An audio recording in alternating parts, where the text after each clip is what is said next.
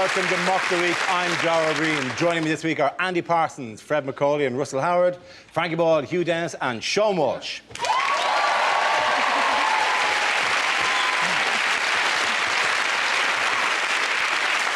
We start with a round called If This Is the Answer, What Is the Question? On the board are 6 categories. Fred, which category would you like? World news, please, Dara. OK, your category is world news. The answer is 1/5. What's the question? Is this what fraction of the Jackson 5 might miss the Christmas party? Is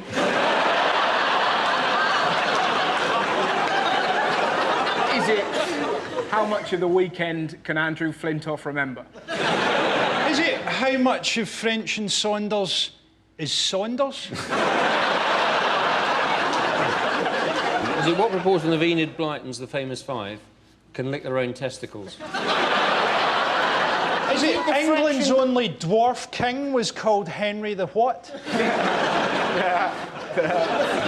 How much of a Boris Johnson speech is not, well, I say, boss? Is it how does Jamie Oliver pronounce one fish? Compared to how much you paid, how much is your house worth now? Is it whether you like it or not, how much happier are you when you've seen a fat person fall over? Never felt too funny. It's about Libya, I think, and it is what proportion of Scotland's tourist income is provided by American tourists? Very good. Well done, Hugh. Give me a round of applause. This is the news that campaigners have called on Americans to boycott travel to Scotland as well as the buying of Scottish goods in the wake of a decision to release Lockerbie bomber Ali al-Megrahi. The decision was roundly condemned by Barack Obama and FBI Director Robert Mueller. Scotland is now a rogue state, uncontrolled by Westminster. They've just gone crazy. Fred? Yes. Well, I have to say, it's a double-edged sword because on the one hand, we've got a huge international incident. On the other hand, we've annoyed the Americans. They're not going to come on holiday to Scotland. Who had a holiday booked to go to Scotland in September? I wouldn't go to Scotland in September if I was going into hiding. The only person making that trip should be an academic doing a report on the exact moment when depression turns into violence.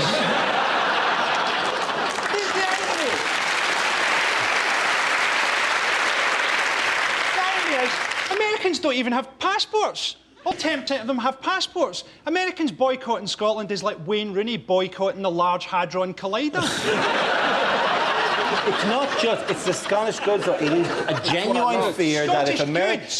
that your sales of whiskey, shortbread and those hats that have hair attached to the hat. How many haggises are we selling in Jackson, Mississippi? 2, 5? I will say this, as an Irish person, on the website that says boycott Scotland, they offer as an alternative Ireland, which is kind of... We're not interchangeable, although we have renamed our whiskey Freedom Whiskey. Like Ireland doesn't have any links to terrorism. No, exactly. Not to that terrorism, no. I'm actually staying in Scotland this month, and I know for a fact that they don't care, because I got a taxi to my flat, and the driver came out to help me with my bags, and some Americans pulled over and said, "Excuse me, you couldn't give us any advice on how to get to the station, could you?" And he said, "Hey, get us sat nav!" What I loved about it was the fact that Kenny McCaskill said that the reason why they let him go is because Scotland is a compassionate nation. And you're like, what? The Glasgow kiss is the only kiss that involves the forehead. It's freezing there, they make him wear skirts, and the last terrorist in Scotland was on fire, and Jim Smeaton still tried to beat him up. They don't make us wear skirts, we choose to do that, It's not Jim Smeaton. They're not all called Jimmy, he's John. They've released El Megrahi. The Scotland have sent him back on compassionate grounds because he's only got 3 months to live. Well, Gordon Brown has only got a year to live politically, so could we not send him back to Scotland? There was a genuine... Because Al McGrath, yes, has 3 months to live, but he's 57, so he was very close to becoming Scotland's oldest man. The great thing about about Al McGrahy is he actually sounds Scottish. Big Al McGrahy. He sounds like he played centre-half for Dunfermline or something. Yeah, you get round the full-back, but often Big Al McGrahy was there to clear. The main problem with it, isn't it, as I see, is the British government has done some sort of deal, we reckon. But they clearly said to Libya, look, you can have him back, but don't have a party. Libya's just gone absolutely tonto. And Brown's on the phone to Gaddafi. What are you talking about, Brown? I cancelled the skywriter. I can't cook up. I can't hear you over the noise of the fireworks. There was even a party in which there were children waving Scottish flags. If you were released from a Scottish prison, would you want to see Scottish flags when you arrive? Would you not just go, it's a trick, it's a trick? You're all the way back again. You punked. I'll tell you what would be funny, actually, if it's just a few Scottish football fans and they've forgotten how to get back from Norway. Where are we? All right, lads, he don't look well. Really thought we would have beaten Libya. It's not like Al McGrahy got off lightly, though. That's what I don't get. You know, he had to spend 9 years in a Scottish prison. If you want to know what a Scottish prison is like, imagine what life is like normally in Scotland. A Scottish prison is exactly the same. What other transatlantic row has been raging over recent weeks? It's the NHS. Yes, now what way is the NHS a transatlantic row? Explain. Well, Barack Obama is trying to give 46 million people free health insurance, and the Republicans are really angry about this because they think it's evil. That was the exact words. Sarah Palin said, it's evil. Sarah Palin said to his plan of free health insurance for 46 million people, I don't want to see my Down syndrome baby go in front of Obama's death panel. And she can't understand basic English. He didn't say that. I'm not going to do that. You want to kill my baby? No. I'm trying to create an American NHS. You want to call this country Obama land? No, I don't. Here's a ball. Go and bounce it, you moron. You know, it's unbelievable, man. The horrible thing about the Americans and the NHS is that we have a better life expectancy than Americans. In fact, the only time that British people don't have a greater life expectancy than Americans is when we're on joint military manoeuvres.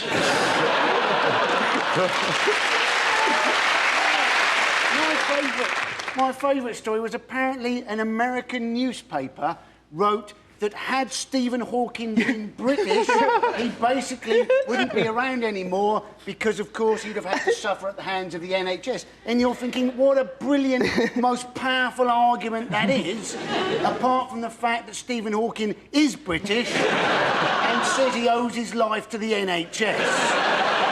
Yeah, but for many, Hawking has been using that fake American voice for a while now, and it's basically, it's come back to haunt him now. And so he in very much only has himself to blame. I would say in defence of the Americans that Hawking only went into an NHS hospital with a splinter.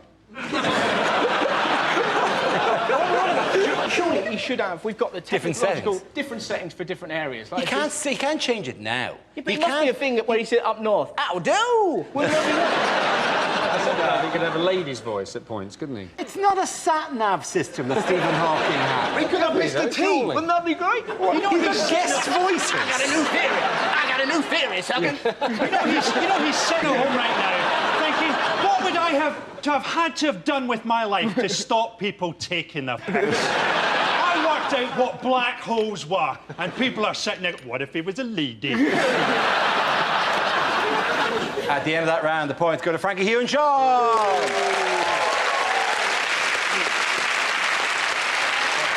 Now we play a round called Lady Gag Gag. This game involves Fred, Seann, Andy and Russell, so if you could make your way to the performance area, please. This is where we test our performers' stand-up skills. We spin our news generator, it settles on a topic, and anyone can volunteer jokes about the chosen subject. The winners are the people I judge to have produced the funniest stuff. OK, here we go. Let's spin the wheel. First subject is politicians. Who wants to come in on that? Andy Parsons. Now, Gordon Brown is just not very impressive, is he? He does that thing when he's talking where it's sort of, you know, it's with his jaw. You know, at the end of each sentence, like his jaw falls down. It makes him look like he doesn't actually believe anything he's saying. I'm going to win the next election. David Cameron has said he's not smug about winning the next election. Trouble is, David Cameron, he looks pretty smug most of the time, doesn't he? The only time he didn't look smug was, in fact, when he had his bike nicked, and then everybody else around him, they looked smug. Well done, Andy. OK, let's spin the wheel again. The subject is healthy lifestyles. Who wants to come in on that? Sean. Yes, I'm very unhealthy, obviously. Look at the state of me. I look like a thundercat on heroin. This is absolutely true. A couple of weeks ago, a homeless gentleman approaches me from behind, goes, "Excuse you, mate." I turn round, goes, "Oh, nothing."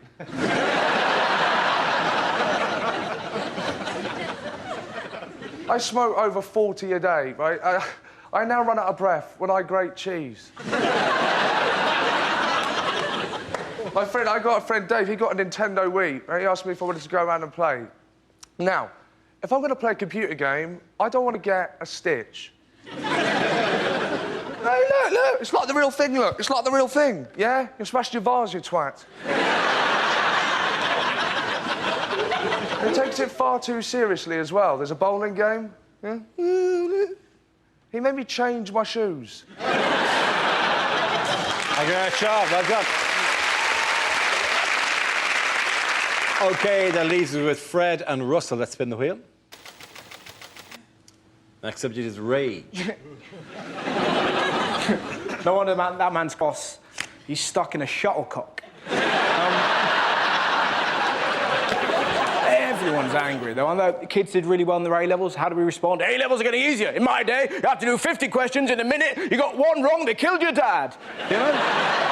All you hear is, this country's gone to the dogs. I'm fed up with this country. It's the worst country in the world. It's enough to drive you mad. Yeah, I bet there's some bloke in some war-torn African village as we speak, just weeping. Why are you crying, mate? Is it because you've got no food, no money, no home? It is none of those things.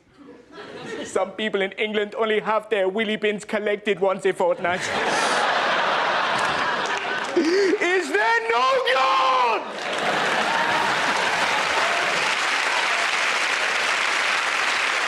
OK, Fred, let's see what you've been left with. Let's spin the wheel. Next subject is travel. Away you go.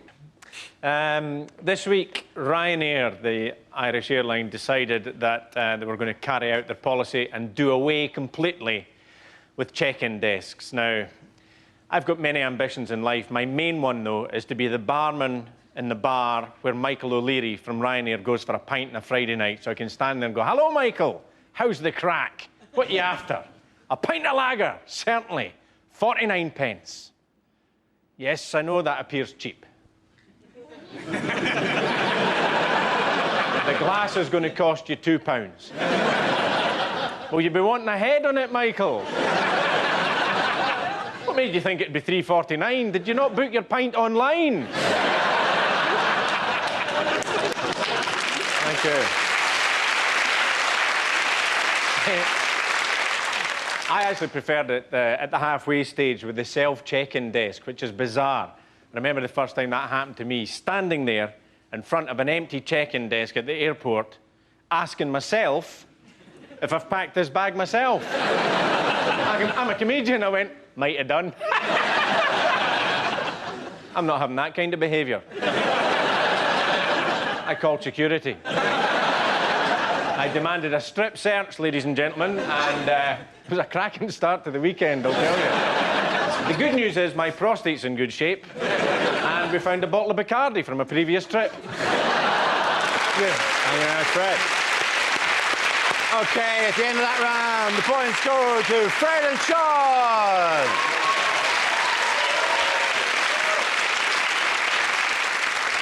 Our next round is called Headliners. Here's a picture of England's cricketers at the Oval. But what does EWAF stand for? Is it England win at football? Is it everybody wasted a fortnight?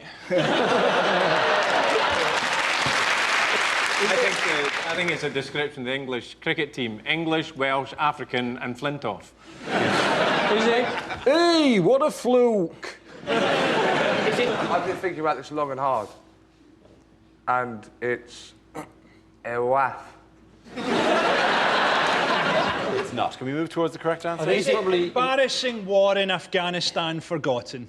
It's what he had for breakfast the other day. It's eggnog, whiskey, absinthe and Foster's. Is it just 11 weeping Australians? Fantastic!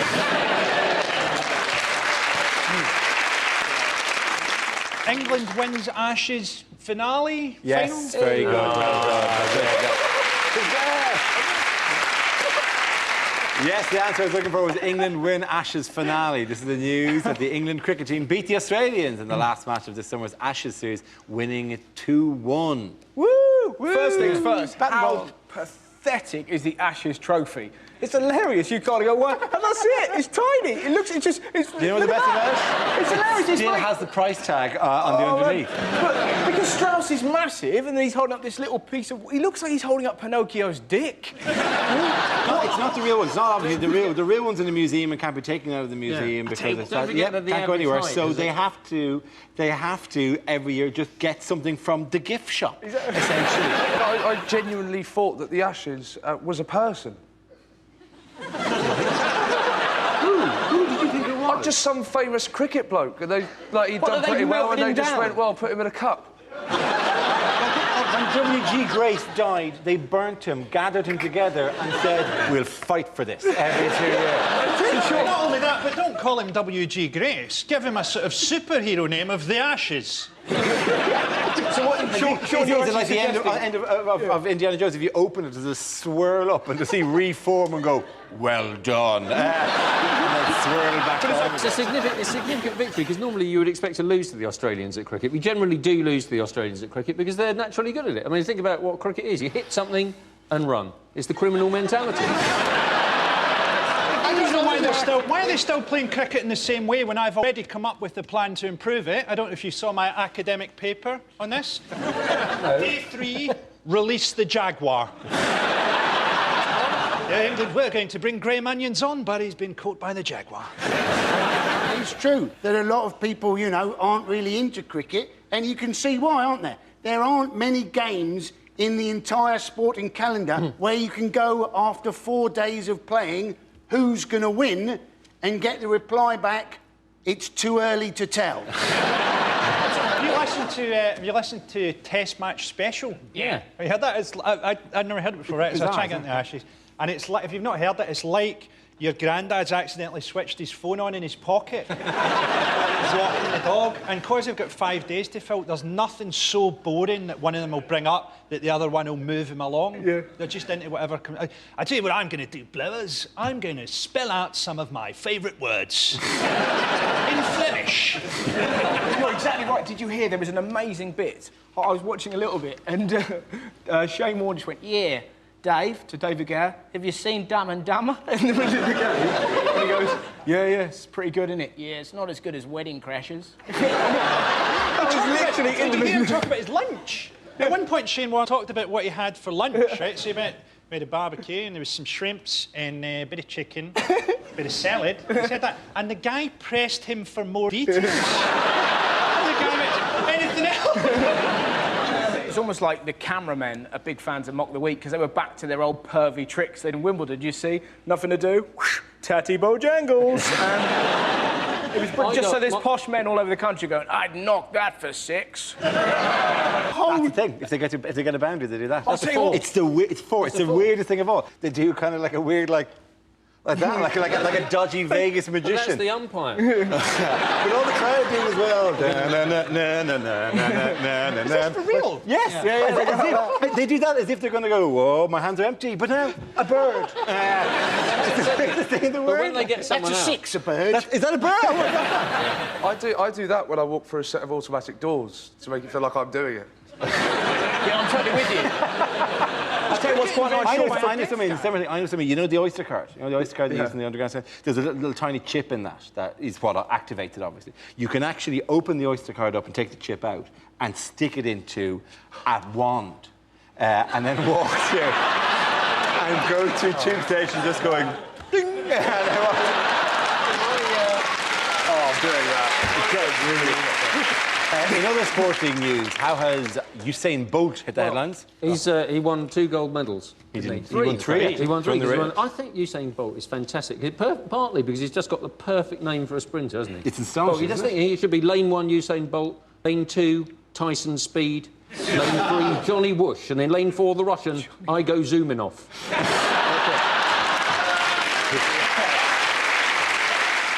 He's pointlessly fast, though. What's the point of it? Yeah. Soon, he won't register on human consciousness. We turn up for the Olympics. Is Usain Bolt running in this one? We have no way of knowing. Like a photon has already passed through our receivers. The athletics in the Olympics will be commentated on by a bird of prey.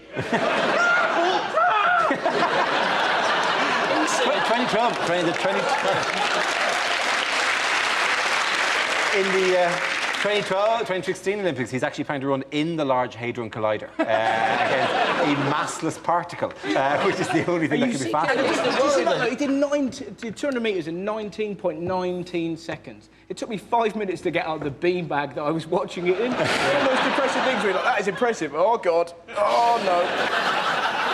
What I love that celebration. It's great, isn't it? Great, man. It's all to do. He's called Bolt, so he can do that. Whereas if Tyson Gay had won, he'd have very different. What was the big controversy at the championships? There's a South African 800-metre runner who won the women's 800 metres, who they've now said might be a man. Now, the interesting thing about it was that on Tuesday it came out that her levels of testosterone were abnormally high. But I'm kind of on her side, to be honest. Her name is Caster Semenya, and she won. And yes, she looks tough, but she just destroyed the rest of the field. There's nothing they can do about it. What we're going to have in the Olympics, we're going to have 1 800 metres for men, 1 800 metres for women, and one race that's just Pete Burns and that wee guy that used to value antiques. I think she's gone back to take part in a gender test. Yeah. Which is basically she goes into a room with Lady Gaga. I think they actually watch while they both try and put a shelf up. Properly Apparently it all offensive. started because when they sent her to the toilet to give her test samples, she took a paper under her arm.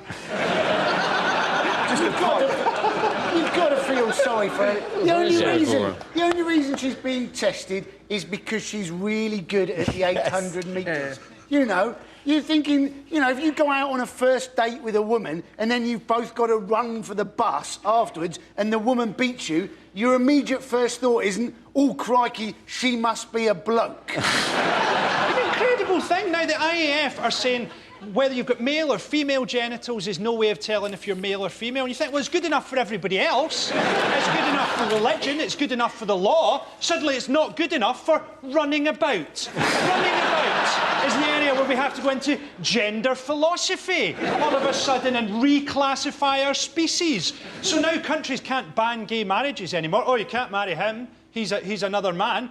I think you'll find that not by IAF standards, he's not, because he's shit at running. Oh dear, I do beg your pardon. God bless you, Gordon and Keith. Give it that round. The points go to Russell, Fred and Andy. Now we come to our final quickfire round. So scenes we'd like to see. This is for everyone, so if we could all make your way to the performance area, please. I caught ideas for scenarios we'd love to see in the performance. Come in with their suggestions. OK, here we go. The first subject is things you wouldn't want to hear at work. Oh, you've already given Michael his dosage. It's not a photocopier, it's a shredder. And what have you done to your arse? So, you probably want to know how I got the nickname Dog Botherer. Imagine that.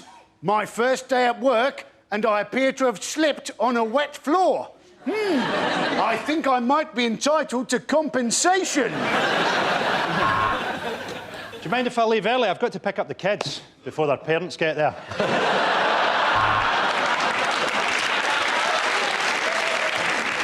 He's the CEO, he's the COO, and I'm head of the agricultural division, the CIEIO.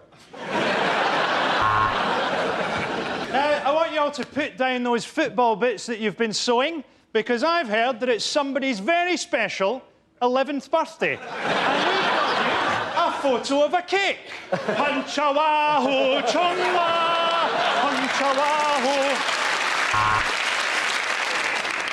Don't worry, this isn't the first operation I've done. Last time I got almost the whole way round before the buzzer went off.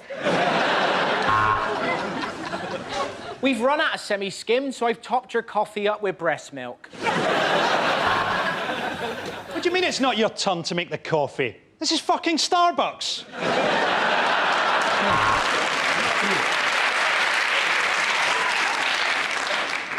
Get off your shit!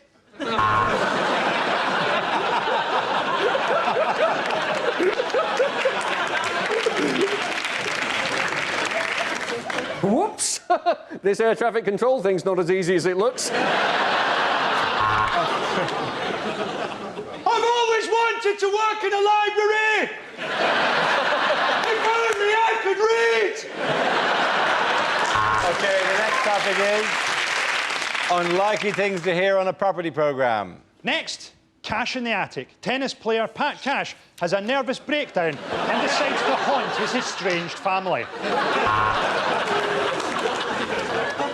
Today, we help Al McGrahy swap his one-bedroom cell for a Libyan place in the sun.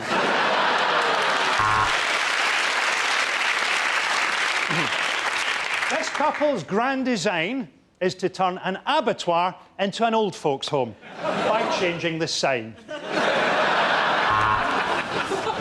I'm Sarah Beanie and I'm not pregnant.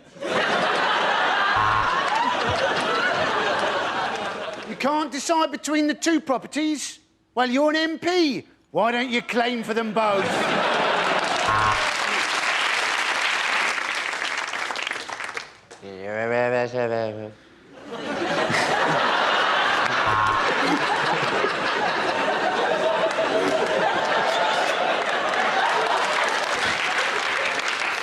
Thing is, I have actually heard that in a property programme in Scotland. And remember, the prices of property can go down as well as plummet.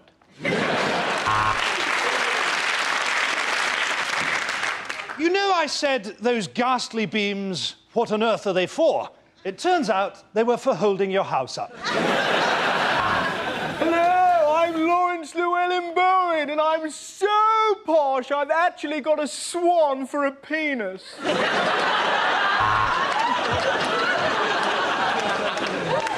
Michael has always wanted to live in the country, and now he does. His business has collapsed, and he's living in a caravan in a field in Herefordshire. Even on a collapsing market, you can still make money from a flat like this. We invited 3 different estate agents to come and value it, then harvested their organs.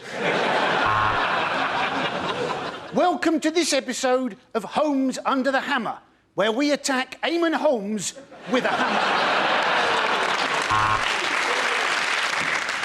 Next on Location, Location, Location, Kirsty and Phil finally go at it like dogs. And obviously this will all be included in the deal. Oh my God, it's back early. Quick, out of garden! Well, we've visited 5 properties so far, but they've all had alarms, so no joy there. Very spacious and with wonderful views, but this flat is in Dundee, so it might as well be built out of shit. OK, at the end of that round, the points go to Frankie, Hugh and Seann. That's the end of the show. This week's winners are Frankie Boyle, Hugh Dennis and Seann Walsh. Commiserations to Andy Parsons, Fred MacAulay and Russell Howard. Thank you for watching. I'm Dara. Good night. We all love it when things go wrong on live TV, don't we? Well, I don't if I'm at work, I have to say. Anyway, next on BBC Two, Clive Anderson sees the funny side of it all.